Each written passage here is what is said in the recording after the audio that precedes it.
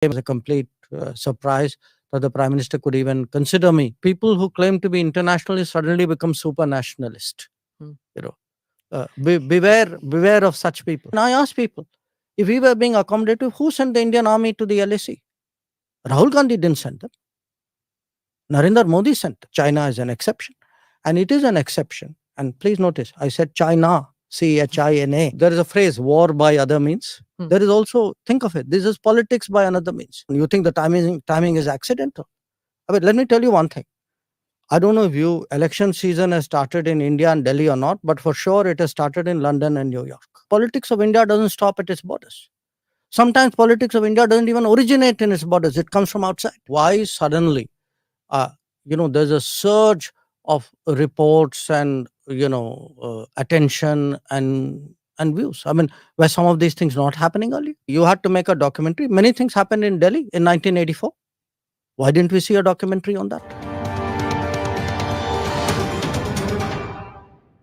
Namaste, Jai Hind. Welcome to another edition of ANI Podcast with Smita Prakash. Today, my guest is India's External Affairs Minister, Dr. S. Jaishankar. An illustrious career of 38 years as diplomat, Dr. Jaishankar was India's ambassador in China, the Czech Republic, USA, Singapore, and then finally, Foreign Secretary. He was picked up by Prime Minister Modi to be part of his cabinet in 2019 as External Affairs Minister.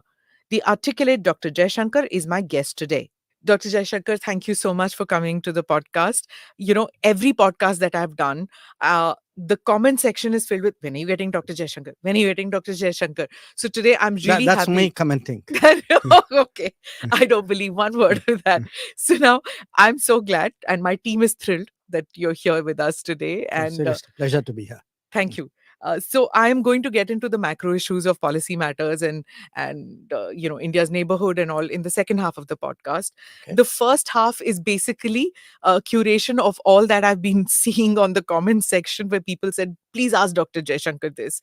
So the question which most people had was that how did the transition take place from being a bureaucrat, a career diplomat, to becoming a politician, joining Mr. Modi's cabinet? How did you make that transition? What tools did you employ? Well, I didn't make the transition. It happened. I mean, it happened because, as you know, I come from a bureaucratic family. We don't have anybody remotely in the family who's entered politics in any party at any time. It had not crossed my mind. I don't think it had crossed the mind of anybody else in my circle.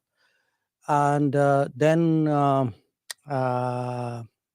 and behold, what happened in May of 2019 happened.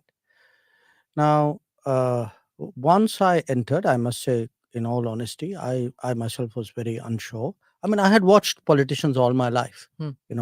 One of the things you get to do in the Foreign Service, by the way, is you actually, perhaps much more than other services, you see politicians up close because you see them abroad. You're kind of working with them closely. You're counseling them. So it's one thing to watch, but to actually join politics, to become a cabinet member, to stand for Rajya Sabha, because when I was selected, I was not even a member of parliament. So each of this kind of happened one by one. I slid into it sometimes without knowing it. You learnt by watching others. That's something we say sometimes. You go to any foreign environment, you kind of you pick up by. So for me, this wasn't a foreign environment, but it was a different environment. So you looked at others, more senior people, more experienced people in the cabinet, in the party, in other parties. I mean, I even today just say, watch me in parliament. I do follow a lot. I look very carefully at what people are doing, both in my own party and other parties. I think there's a lot to learn from everybody. So you get into it step by step. Sometimes you surprise yourself. There is a learning curve. I'd be honest with you out there. There are times when you are a bit hesitant or a bit even nervous. But then, you do it once, you do it twice, you slowly grow over it. So, to stand up there, to reason with people, to make a speech, even sometimes, because in bureaucracy, until really the Prime Minister, that is 2014, Prime Minister Modi's comment, mostly people were used to speaking in English. Mm. So there was a language bit, there was a subject bit, there was a environment bit. There's a different culture also. You But know, as your skills as a diplomat, it's I guess it would have equipped you to win friends over easily, isn't it? I don't think it's so much a question of winning friends. I mean, yes, the it does help when you're a diplomat. You in a sense are almost trained, I would say, Mm. uh, to to to get along, to you know get the most out of situations. Some of it is also different people are made Mm. different ways. I mean, you would see I very rarely get into anything personal with people, even when I'm provoked at times. Uh, I think people are just made different ways. But I would say this. I mean, it's now it will be 4 years For this years. summer. Uh, it's been a very interesting 4 years. I'm happy to talk with you later Mm. on about it. But when I look at these 4 years, for me, actually, it's been 4 years of very intense learning. Going to a state which I had really very little knowledge of. I'd been a few Gujarat. times Yeah. Gujarat, then having a particular area, as an MP, you work on you work in on a village or in a particular constituency. So all of these were learnings, and Mm. I find it very interesting. I find every day is a new day. I'm, as you can see, quite enthusiastic about it. Yeah, when Mr. Modi picked you to be part of his cabinet in such an important portfolio, everybody thought that you'd be like a technocrat or somebody, like you bring domain expertise, and you'll kind of restrict your uh, karma into that region. Mhm. But then one saw you evolved. You became like any BJP karyakarta, like any BJP worker. You're part of the party. You take the party line. You go to all states, not just Gujarat. You're going to Karnataka, you go to Tamil Nadu. I've seen you going everywhere. And speaking about the party, it's become part of your the political part has also become part of your making now. Uh, well, uh, for me, it's interesting. That's how it seems to you. But look, one, uh, this government, this cabinet is very much a team cabinet. Mm. Okay. So you don't do your own thing out here. You know, you may have a background, you may come from a stream, but this very idea that you will do your domain, as you say, be a technocrat, I don't think Mm. it gels with what is this cabinet. Secondly, when I was selected as a minister, I was not a member of parliament. I was not a member of a political party either. I had the choice of whether I would join a political party or not. There was no compulsion on it. Nobody brought up that subject. It was something which was left to me. I joined because one, when you are joining a team, you join it wholeheartedly. That is where you give your best performance and where you get the best support. And secondly, I really reflected on what is the meaning of actually joining a political party. It's not a decision I took lightly. And as someone who's studied and analyzed politics all their life, uh, it was something for me of great importance. So I joined because I genuinely believe today that this is a party which captures the sentiments and interests and aspirations of India the best. And I get into other issues because, again, one of the differences, moving from bureaucracy, from a department or a service into politics, you learn so much more when you're a member of the cabinet. Your exposure. Every cabinet meeting, there are, let's say, 10 items. It could be on agriculture, could be on infrastructure, but you get a cabinet note. You read the note. You are interested. You will Mm. you will study a little bit more.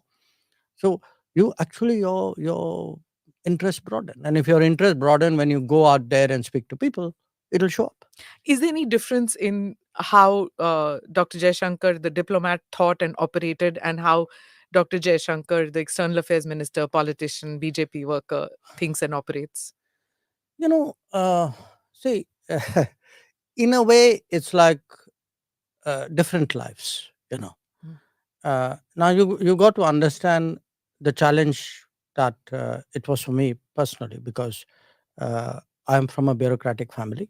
You know, my father was a bureaucrat. I have an elder brother who's a bureaucrat. My grandfather was a bureaucrat, and we have aunts and not aunts but uncles who were there. So our world, if I can put it to you this way, was very, very bureaucratic. Our goals, our dreams were bureaucratic. What I do you mean, mean by that? meaning, if you had asked me, if you and I had met, which we had, Mm. let us say in 2010, Mm. and say, okay, Jaishankar, what's your dream? I said, I want to become foreign secretary. That's the dream of any foreign service officer. In in our house, it was also particularly, it was something we put a No, you great. never said that. No, I because want to put that you never in. asked me. It uh, was in 1993, I think, that I first yeah, met you. you Never no, no, hang asked on. you. You never asked me that bluntly, but had you asked me that, look, Yeah. it's a reasonable dream to have. I mean, after all, when you, Mm. if you start a business or you do something, you want to You- be the best in it, right? Yeah. Huh? Okay. Okay, I mean, there's nothing wrong with that. Sure. So, fine. I wanted to be the best foreign service officer, and to my mind, the definition of the best that you could do was to end up as a foreign secretary. Now, in our household, there was also, I would say, I won't call it pressure, but we were all very, very conscious of the fact that my father, who was a bureaucrat, had become a secretary, but he was removed from his secretaryship. Mm. He became, at that time, probably the youngest secretary in the Janta government in Mm. 1979. For viewers and listeners who don't know, Dr. Jaishankar's father was Dr. K. Subramaniam, who played a key role in formulating India's strategic doctrine. Sorry for Yeah. interrupting you. So in 1980, Mm. he was Secretary Defense Production. In 1980, when Indira Gandhi was re-elected, he was the first secretary that she removed.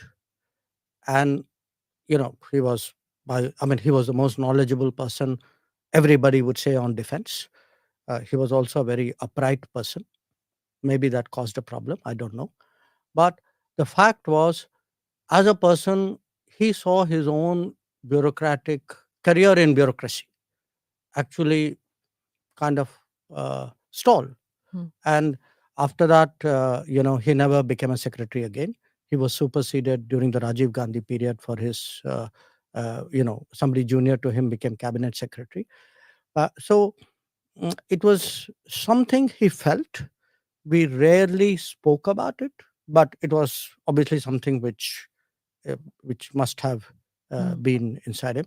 So he was very, very proud when my elder brother became secretary. And in my case, he passed away in 2011. At that time, I had got what you would call grade one, which is like a Mm. secretary rank ambassador. I didn't become secretary. I became after he passed away. But for us, at that time, the goal, you could say, was, okay, we must become secretary. Mm. Now, as I said, I'd achieved that goal. Mm. So in 2018, I was very happy to kind of walk away into the sunset. I ended up finally walking not into the sunset, but into Tata Sons. Mm. I was, I think, contributing my fair bit there. I liked them. I think they liked me. And then completely as a bolt out of blue, the political opportunity came. Now, the political opportunity for me was something I needed to think about, because I was simply not prepared for it. So I did reflect on it briefly due to the pressures of time Mm. at that time. And when you say what is the difference between the foreign secretary or the bureaucrat Jaishankar and the And the thought minister, process, yeah. it's a different world. It's a different responsibility. It's a wider vision. And I put it to people like this: I may have sat 40 years in the Parliament gallery it's not the same as being on the parliament floor. I used to sometimes, in fact, Sushma Swaraj was my Hmm. minister, and as foreign secretary, we used Hmm. to talk a lot. I mean, we had this practice. We used to have long. I mean, I'd go and see her every day, but of course, they would begin by her actually calling every morning. And uh, I always had the comfort as a secretary. And if I don't want this to sound immodest, I was a confident secretary. Hmm. I believe I was a good secretary, but I had the confidence that I have a minister and a prime minister above me who, at the end of the day, shoulder that political responsibility. Now, come May 2019, that political responsibility is mine. It's a completely different feeling. Hmm. As a minister, you have to look at it not departmentally. Hmm. There may be something, uh, let us say, which is, I'm giving you an example. Say wheat export to some country. As a secretary, I would say, that country's relationship is very important. But as a minister, I'll have to say, okay, what's my own wheat prices looking like? What are the domestic concerns out there? Who else do we need to talk to? Every issue, Hmm. every major issue has some political angle, Sure. which a minister will tend to see much faster Hmm. than a bureaucrat, however good that bureaucrat may be. So it's kind of challenging. Yes, absolutely. It is. Okay. So I don't know whether you'll answer this question, but I will ask you that who asked you? Was it the Prime Minister? And two, what was the first time that you met Mr. Modi, and what were your first takeaway of that meeting The Who asked me, meaning who asked me to to join the join the cabinet? government? Yes, Yeah, the Prime Minister the asked Prime me. Minister. Okay. Uh, when did I meet Mr. Modi first? I met him in 2011 in November in Beijing. Um, I never met him before. Oh, he was Chief Minister He was then. Chief Minister there. Okay. He had come on a visit, Hmm. and that's how our acquaintance started. Uh, I assume, in the light of later events, I must have made a good impression. Hmm. I can tell you, frankly, he made a very big impression on me because by 2011, I had already done. I mean, I had done what. Two ambassadorial postings already, No, right? this was my third. Third one. Third. Yeah. And I'd seen, So Singapore and Czech. So I'd seen, Yes. people come and go, achievements. I had never met someone better prepared, better, more serious, and also more. I found him very interesting. I give you and this is a person, by the way, we are meeting here for the first time. Hmm. So we go through this business briefing, what he should say, who he's meeting, etc. Then he said that मैं आपसे अलग बात करना चाहता हूँ, Hmm. कुछ राजनीतिक विषय हैं, उन पे भी मैं briefing लेना चाहता हूँ. It was a bit of a surprise. No chief minister had done that. And of course, he told me, I mentioned it in one piece I've written, saying, look, it's very important for me that I'm abroad. I may be from a different party, but I shouldn't say or do anything which is different, that too in a country like China. So it's very, I want you to brief me Hmm. on key issues. And we were having our problems at that time. Even at that time, there was a listing problem. There was staple visas problem. They were not dealing with our northern command. There were, all these There was some Arunachal. Gujarati diamond, Yes, that the there was a bunch of Gujarati Surat diamond diamonds traders guys, who had huh? also been detained. He Hmm. brought that up as well. Yeah. The After I did, was Hmm. done with him, and we went for the meetings, and then we were riding in the same car. So he said, I have this habit. He said, मैं हर meeting के बाद मैं debrief लेता हूँ. Hmm. और अगर आपको कहीं कुछ लगता है कि things are not okay, आप इशारा करिए. Hmm. Okay. So I remember this because, for me, there is a certain manner of working which he has. He's all the time like gauging, Hmm. sensing, very, very sensitive to this, very keen that he should not make a mistake, that he should convey things accurately, that the policy, that the nuances are captured. This was my first experience of Hmm. him.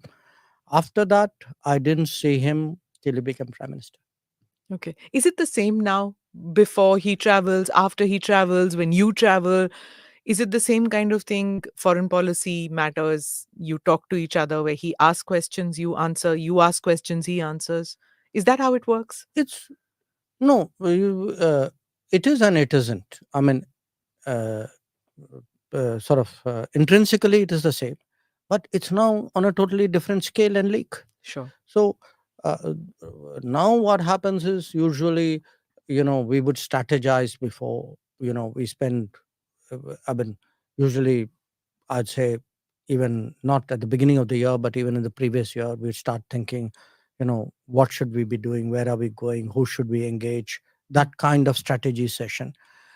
When it comes to something specific, Hmm. you know, it would be like we would go through the details of where we are going. Hmm. What are the objectives, who are we meeting, what are their objectives. So Hmm. there's a kind of I would say strategizing and a game planning which goes well ahead, and then it's repeatedly visited, reviewed. Uh, so uh, so sometimes even in the midst of meetings you would see us, one of us lean across and say something to him, or him doing the same. Or if there's a break in a meeting, we would Hmm. have a quick confabulation. I mean, you could, I mean, since ANI Hmm. films a lot of Yeah. this, you would often see, there's a quick huddle Yeah. where you're quickly saying something, we are updating, or he's sharing. Hmm. uh, he's, you know, um, uh, We can't hear though because there's no no, no, microphone. fortunate.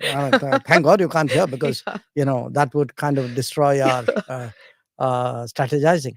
We Uh, should get somebody to mm, see the lip syncing and see yeah. what's happening there. He's he's a very discussive person, if you know what I mean. Okay. Hmm. And he has views, but he's very open to, opinion, agreement, disagreement, improvement, mitigation. It's very sort of, Yeah. how do I say, Yeah, interactive. lots of people say that he's a very ideas kind of a man. In fact, some of the questions were on YouTube with that, and my team has made a video which I'm going to show it I'm to you. I'm part of the East. I'm part of the South. I'm part of the West. I'm universal. I'm India. Someone to say, I'm doing this because it is for counter-terrorism. You're not fooling anybody by saying these things. Mr. Soros is a old, rich, opinionated person. If I could only stop at old, rich, and opinionated, I would put it away. But he's old, rich, opinionated, and dangerous. Somewhere Europe has to grow out of the mindset that Europe's problems are the world's problems, but the world's problems are not Europe's problems. Our total purchases for the month would be less than what Europe does in an afternoon. I don't think we're sitting on the fence. Just because I don't agree with you doesn't make me sitting on the fence. It means I'm sitting on my ground. I'm entitled to have my own side. I'm entitled to weigh my own interests, make my own choices. You're asking the wrong minister when you say, how long will we do this? Because it is the ministers of Pakistan who will tell you how long Pakistan intends to practice terrorism. If you have snakes in your backyard, you can't expect them to bite only your neighbors.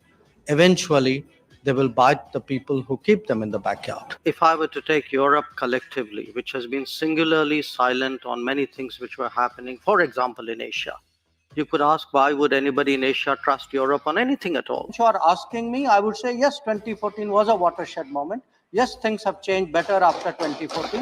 Yes, our foreign policy has become more dynamic, more effective, more prominent after 2014. Mr. Modi was very famous and very demanding. So how do you deal with that? I'm so glad you chose that understated word, demanding. Yes, I think the Prime Minister is demanding. I think is rightly demanding, because it's time that India had a demanding person as Prime Minister. It's tough to work for a demanding boss, but at the end of the day, you actually, if you feel that's the kind of person the country needs, I think you're willing to do whatever you have to do at that time. Two democracies will end it differently. And if you can prove that concept here, then I think it's probably the best way to sell democracy. Don't worry, Senator. One democracy will settle it. And you know which one. Okay. Lindsey Graham. So this, All right. so this is what we, my team got this together, Okay. and the same thing about being a demanding prime minister. One has heard about how you have 11 p.m. meetings and 11:30 midnight, post midnight meetings happen in this cabinet, and it's like working, especially during COVID times when these crises happened, the Ukraine situation where Indian students had to be evacuated. Those are like very tense times, right? And it's he's on the job all the time. Uh, well, look, I don't want you to get it wrong. It's not like you particularly want to meet or the meetings happen at 11 o'clock or late at night kind of thing. I think it's a situation, it's partly the prime minister's schedule. But you mentioned, for example, the Ukraine conflict, Operation Ganga. Now, what was happening at that time was that the prime minister was busy campaigning in UP, if you remember at that time. Now, last year, same time. Yeah. Now, 24th of February. I yeah, think. a little bit later. Yeah, 20. Okay. Now, it could have been, I don't know, maybe some other prime minister would have said, okay, guys, I'm busy with UP now, you go manage this. But I think it bothered him. He felt he needed to get a good sense. I mean, lives were at stake. So we would have situations where he would campaign the whole day, come back to Delhi. I mean, you could see sometimes, how exhausted he was. And then somewhere he would find that energy and the adrenaline. And we would meet late because he's come back late from campaigning. Sometimes the situation would call for it. Uh, I think I once mentioned this, maybe in one of those same occasions you showed me right now, where which was our consulate in Mazar-e-Sharif being attacked. And I remember I think it was past midnight, and I also have this habit of staying up late, and I like to clear my desk every day without fail. And in fact, he called up, and normally, some other guy comes up and sort of says the PM wants to talk to you. In this case, it was him. And so I think if there is something happens, he feels, he feels deeply about it. He sort of feels it's not like ask somebody to do something.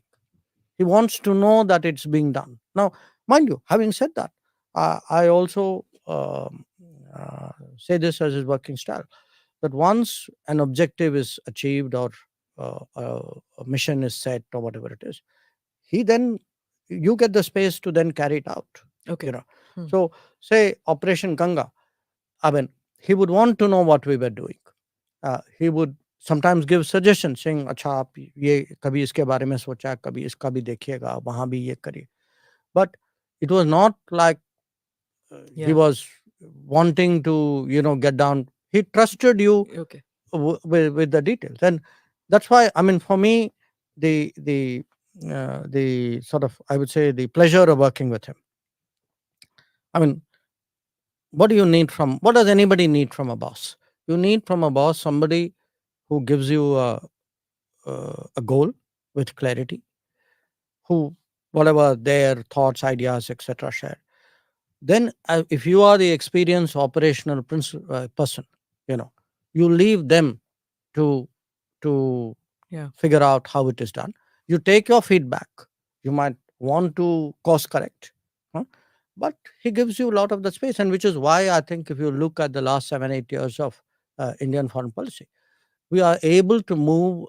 I mean, I give you why Operation Ganga. I'll give you Operation Dost right now. Yeah, Turkey. Yes, Turkey. The earthquake happened. I mean, I think literally in a very, very short time. He wanted to know what are our thoughts. I kind of sent in our thoughts. I very quickly consulted, my people in my own ministry, and literally within a few minutes we were told, okay, you got the go now. Go, talk to NDRF, whatever, Yeah, tell in the 48 hours, if uh, I'm not mistaken, that they were already there. we And were less than less 48, than 48. less than Okay. 48 hours. Yeah. You were talking about delegation and about getting things in order Mhm, quickly. mhm. We've seen videos of the Cabinet Committee on Security, CCS meetings. It looks like this is the creme de la creme of the cabinet. Everybody getting together, very serious looking, very tough. Mhm. And you all look like, बहुत पहाड़ टूट पड़ा है, कुछ होने वाला है, कुछ बड़ा. What happens in these meetings? We saw that Uri, Balakot, Pulwama, Ganga, Operation Ganga. We saw this during COVID times. With how do these meetings take place? What happens? Does everybody input, output? What happens there? No, it would vary. See, if there's a larger meeting, usually there would be some kind of briefer Hmm. uh, in any meeting, because somebody has to put the proposition, and then obviously then the floor kind of gets opened up. Typically, the prime minister comes in sort of late, I would say. I mean, he allows people Hmm. uh, to speak before he actually says anything. That would be a norm. We may look very serious because usually when CCS meets, it's a serious matter. Hmm. You know, the routine CCS meeting, we have, Yeah, sure. if there is something which some agreement or purchase or something needs to be cleared, often you don't get the photo of it because Yeah, we you wouldn't. Yeah, yourself would not be yeah. covering it. So you would not, most of the pictures you do have would be of occasions like Uri or post Galwan, where the situation is serious, and I think it's obviously reflected on Yeah. our on Because our there's no briefing after the uh, uh, CCS. We never get to know what happened. yes. But you look, I think governments at the end of the day are supposed to focus on governance, no? So if you have, I mean, if there are decisions you made which need to be executed, you're not going to come and tell the press, guys, we just made this decision and that is how it is Yeah. going to be executed. Okay. So now let me come to, when we were talking about how you do your briefings to the prime minister, you do your briefings to the cabinet. What happens when you're with parliamentary committees? There is the opposition also out there Parliament or in parliamentary? parliament. But the parliamentary committees, there are opposition members also, right? The Parliamentary Committee on Foreign Affairs Oh, okay. and Consultative committee. Consultative Yeah, sure, Committee, sure, right? So there are people from the opposition also in that. sure. So how do you convince them about policy matters? Well, I have only experience of my own committee because both as foreign secretary and as EM, I've dealt with them. Uh, the way I deal with them is we take a subject, we tell them this is the subject. Normally, we take something very topical, and then we would have again a presenter. Often it would be the foreign secretary, could be some other secretary, normally not. Then I open it and uh, encourage everybody to have their say. And then what would happen is, in some cases, the presenter may respond, but I would, as a minister, sort of uh, respond to every one of the comments which are made by every one of the members. Okay. So my intent of doing that is really, one, to underline to them that we take them seriously, to not them seriously but their concerns seriously. Mm. Two, it does help in kind of carrying them along, and sometimes in convincing them. Though politics is politics, so sometimes whether they're convinced or not, they would not They admit it. could, Sure. Rahul Gandhi didn't get convinced by you. In fact, he said that I think I don't know the exact words, but I think he said that you did not know much about foreign policy matters. You needed to learn a little more. Uh, well, let me put it to you more accurately. This wasn't at a parliamentary committee. Hmm. But in parliamentary committees, we have interacted, but usually what happens in parliamentary committee, I try to keep to myself, so I will not get into it with you either. This, I think, was something he said at some kind of public meeting Hmm. somewhere. It was That you don't know much about. I think look, I cannot vouch for the exact words either, but I think it was probably in the context of China, if I China. remember right. Yeah, he's not Uh, convinced about China, yeah, that but I he mean, look, thinks that now you are what opaque about it. uh, I don't know whether it's opaque or whether there was a sort of a level of knowledge, understanding. I mean, all I can say in my defense is I have been the longest serving ambassador in China. I have been dealing with a lot of these border issues for a very, very long time. Mm. Uh, I uh, I would say.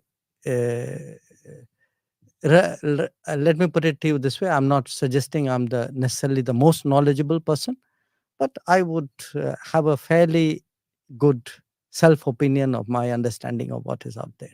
Okay. But I mean, if he has superior knowledge, wisdom, I'm always, as I said, for me, life is a learning process. Superior knowledge, wisdom on China. If he has, I'm always willing to listen. Okay. And learn from Mr. Rahul Gandhi on China. If you think that that's a possibility, I have never closed my mind to anything, however improbable it is. Okay. Yeah. All right. 4 years as foreign minister of India and ninth year of the Modi foreign policy. Mhm. What is the report card like? I think it's a very solid report card. Number one, if you look today at our global standing, which is a very intangible measure of success, but it's a very visible measure of success.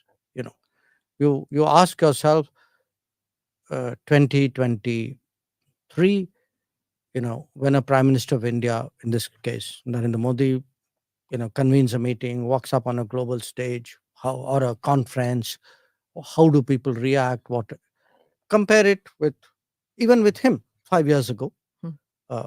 perhaps with his predecessors, many of them. I would say today our global standing is clearly very much higher, is quite good, quite strong. Number two, strategically, I think there is today much greater clarity in our own thinking and in our own operations. And I say that as an implementer of foreign policy, that, people know there's a neighborhood first. Neighborhood first means build your connectivity and your contacts, and this is your first priority. Then they know there's an extended neighborhood to the west towards the Gulf, to the east, ASEAN, to the south, Sagar, Central Asia. There's a set of policies which do that. Then they know there's a policy of engaging the major powers. They know there's a Africa focus. So there is today a lot of strategic clarity about our strategy, and that's necessary if you are serious about operationalizing it. Third, in terms of operationalizing it, we do today projects in almost 80 countries in the world. It's most Indians don't realize how much we do abroad today, and those are often the test of our credibility. And there's been a huge improvement there. That projects which would often lie for years, unfinished, struggling for something, the efficiency of that has improved. On big global issues today, I think the expectation is that India would have a say. They would have a voice. They would have an opinion, and they would, if necessary, have more than that. And this could be climate change. It could be counterterrorism. It could be black money. I mean, you look at the big. It could be something like maritime security, even today trade, investment, that domain, technology.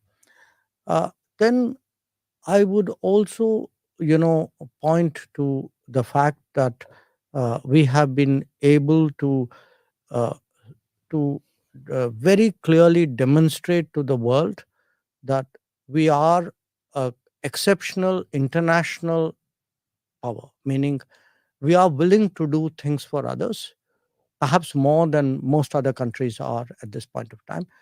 One is this sort of first responder record we have built up. Turkey is the latest. That if something happens, if it is reasonable, if it is within the realm of possibility, India is there early. India is there Operation Maitri also. And Maitri, yeah, Operation. I can give you so many. Yes. a whole list of these.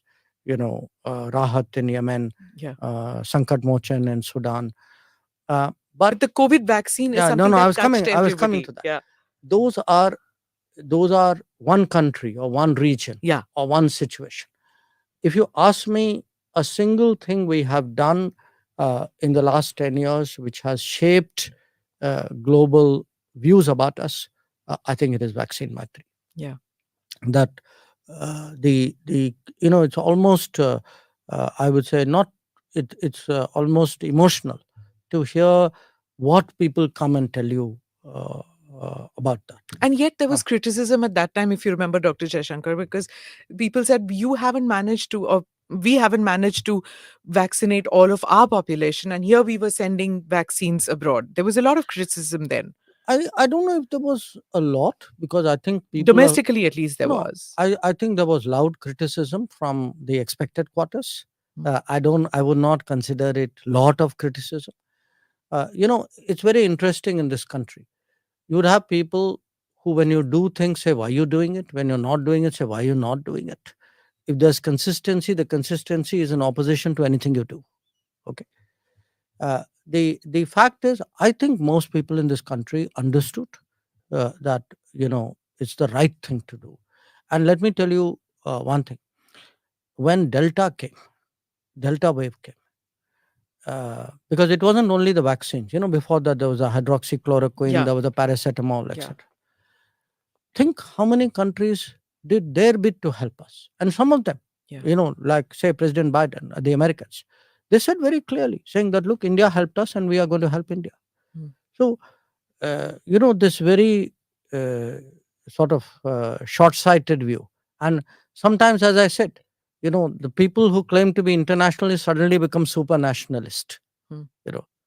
Beware of such people, because I am going to come to yes, that, yes. whether we are hypersensitive as a country, to criticism, because you saw that little video that I played, in which George Soros' statement on democracy, which you took on, and you said that you said he was old, rich, opinionated, No, and I know what I said.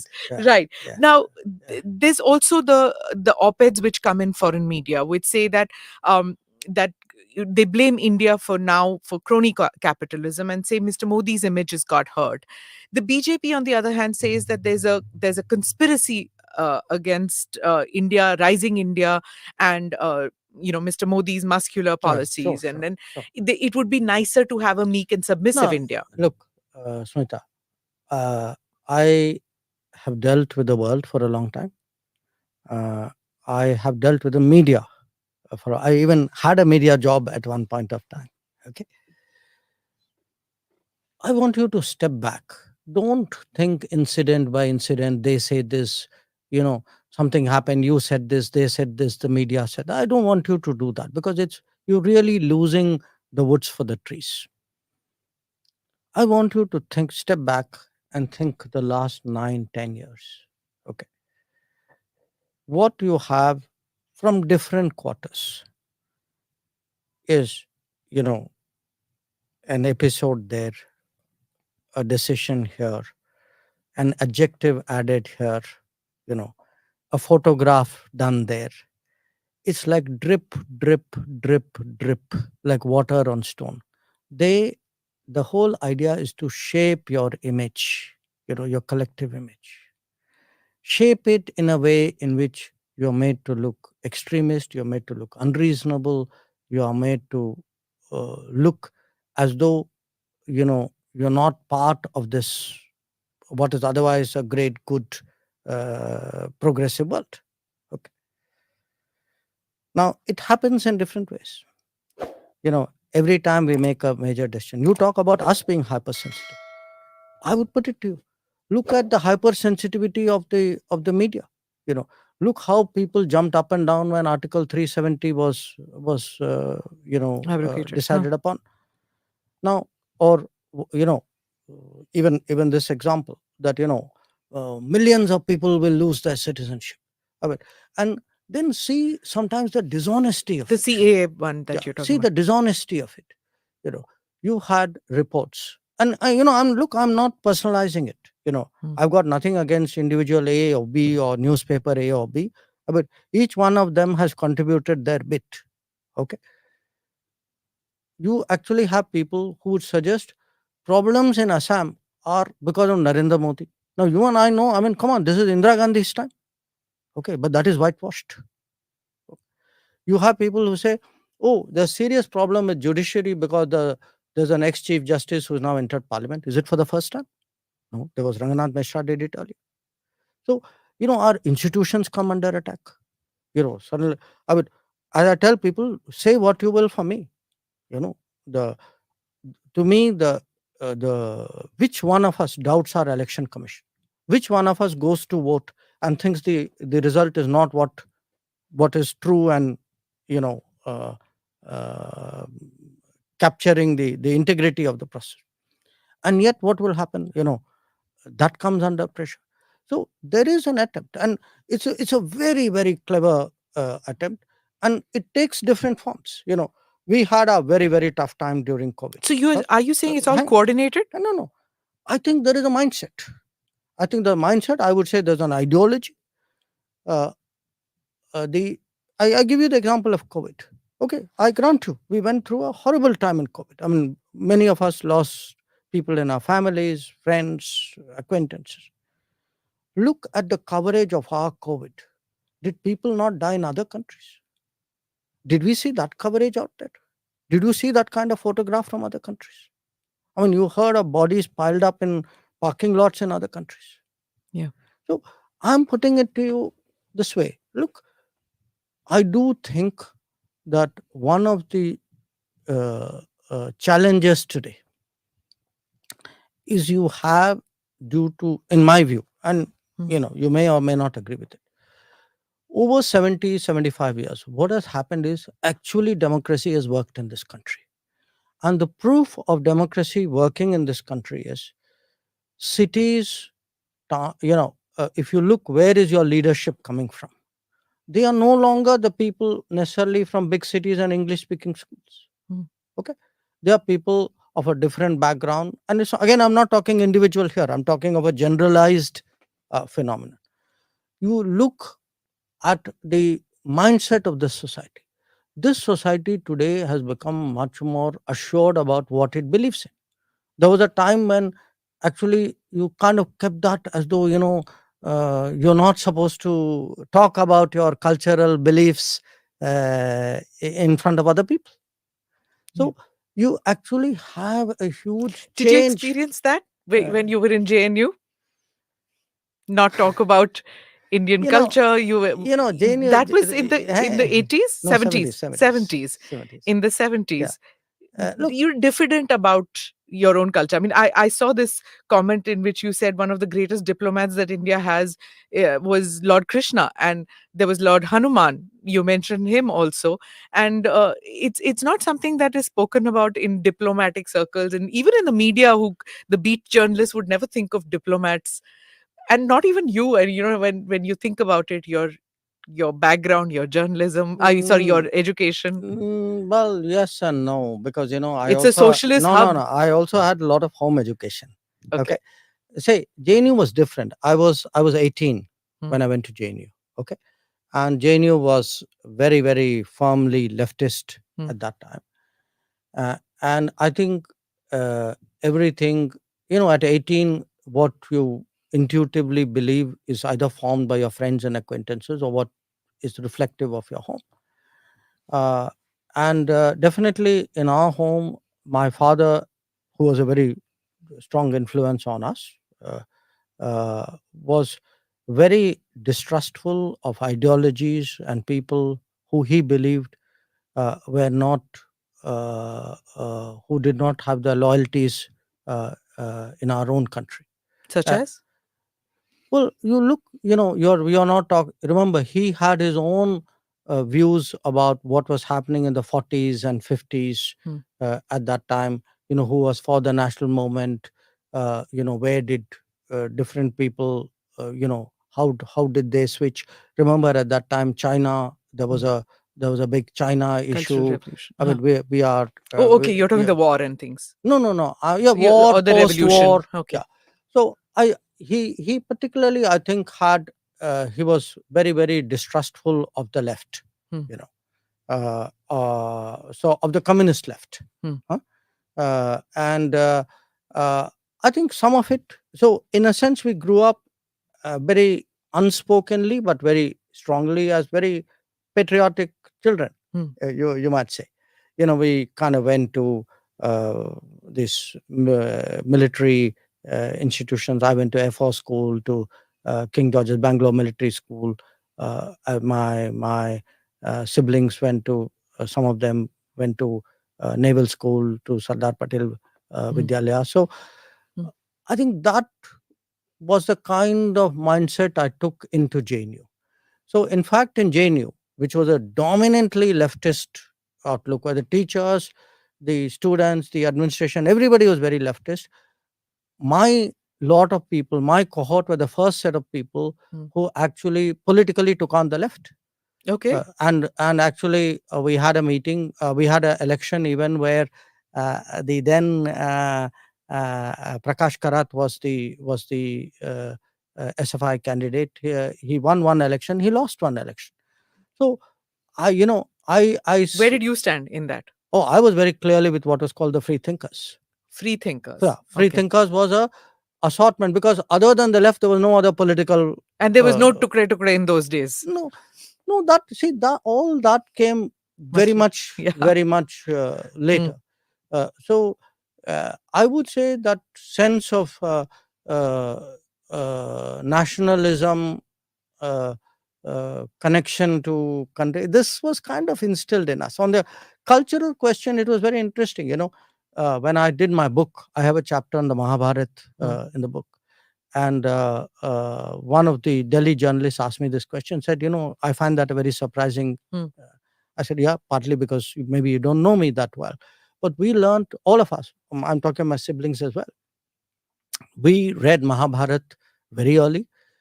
In fact, very often it was the subject of discussion in our house and we approached, a lot of it was approached as strategy, as, in a sense, what our own epics. And by the way, we were a very, I would say, cosmopolitan household. It wasn't, the same father also gave us Iliad and Odyssey and other things as well. Okay. So you had Homer on one side and you had the Mahabharata on the other side. And a lot of things in between. And a lot of things. Yeah, sure. Okay, I'm sure you had Plato and Aristotle too. I'm a political science student. Yes. I actually studied those. Yes. Yeah. Yes. So I'm going to come to this whole thing about the sensitivity issue. Do you feel that, because many say that ban this and ban that, do you believe that that is a solution to it? Banning a documentary here, banning a book there, asking a channel not to broadcast in India? No. Look, I don't think that you're asking the right question. I'd ask you a counter question. What is it we are debating? We are not debating just a documentary or a speech that somebody gave in a European city, or New York. a newspaper edit somewhere. We are debating actually politics, which is being conducted ostensibly as media, as so. There is a phrase, war by other means. There is also, think of it, this is politics by another means.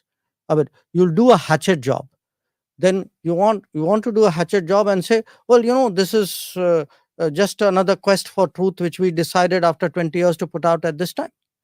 So I mean, come on, you think the timing is accidental? I mean, let me tell you one thing. I don't know if election season has started in India and Delhi or not, but for sure it has started in London and New York. Okay. So this is what it is, that, there's a lot that is being said, that the rise of Mr. Modi and consequently the rise of India, these two things are happening at the same time, which is not acceptable to people in these Western capitals that you're talking, and certain Indian quarters too. Do you agree with that point of view? I think, I mean, do you doubt it? I'm asking you. No, look who Because welcomes it, Ashley Tellis, you know Ashley Tellis, who right? are He's your cheerleaders. No, friend. let me Yeah. answer your question.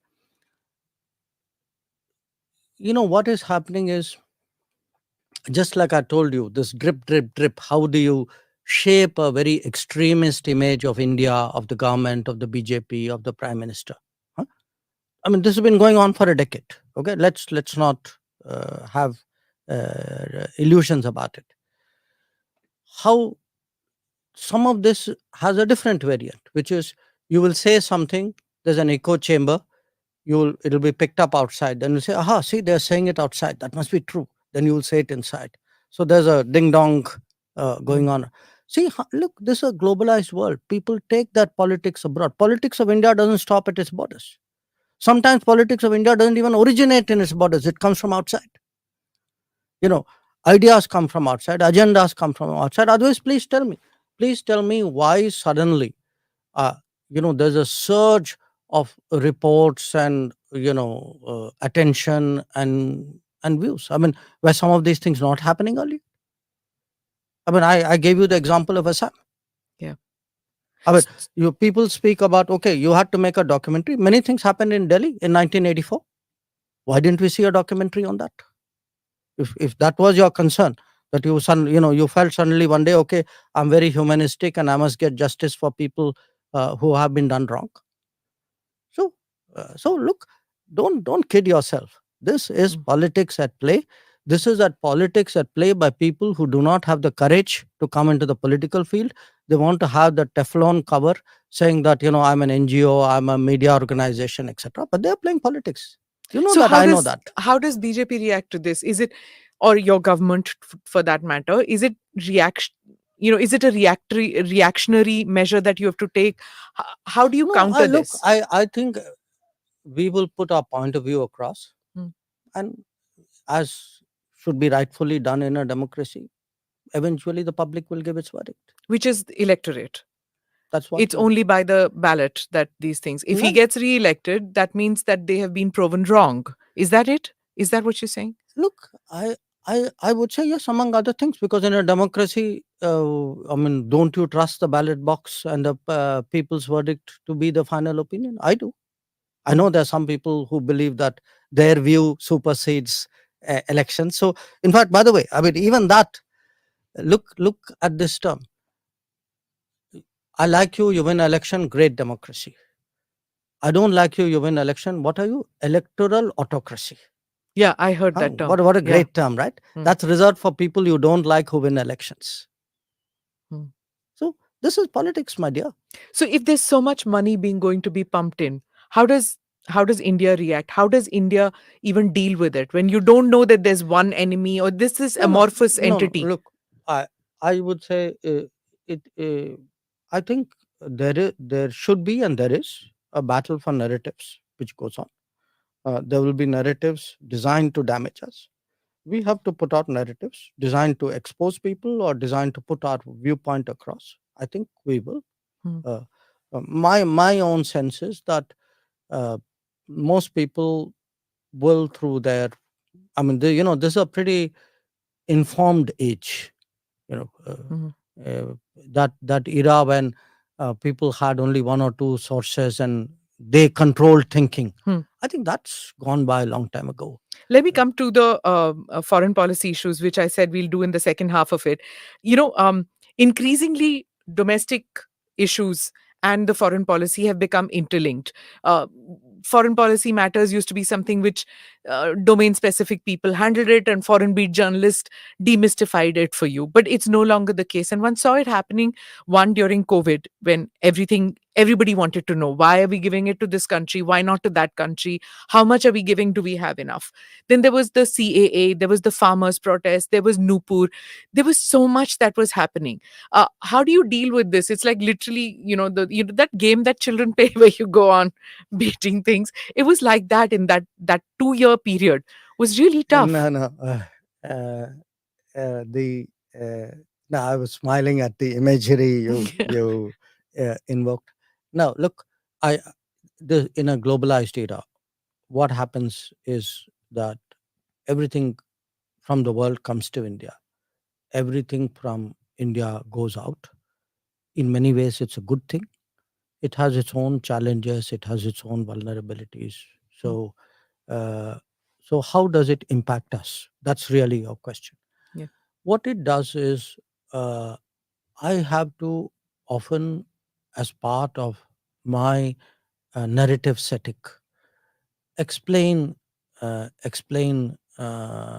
things to foreign audiences. So I give you an example. Take this whole scaremongering that millions of people are going to lose citizenship. Now you tell people saying that, look, this was said. 1 year has passed, 2 years has passed, 3 years. Where are these people? You know, this, after all, we are supposed to have a cataclysm in 2020. So, uh, and when you, even citizenship, when you start reasoning with people, ask them saying, okay, tell me, do you not have a criteria of citizenship? Do you not use language? Or some people use religion. People use language, they use religion, they use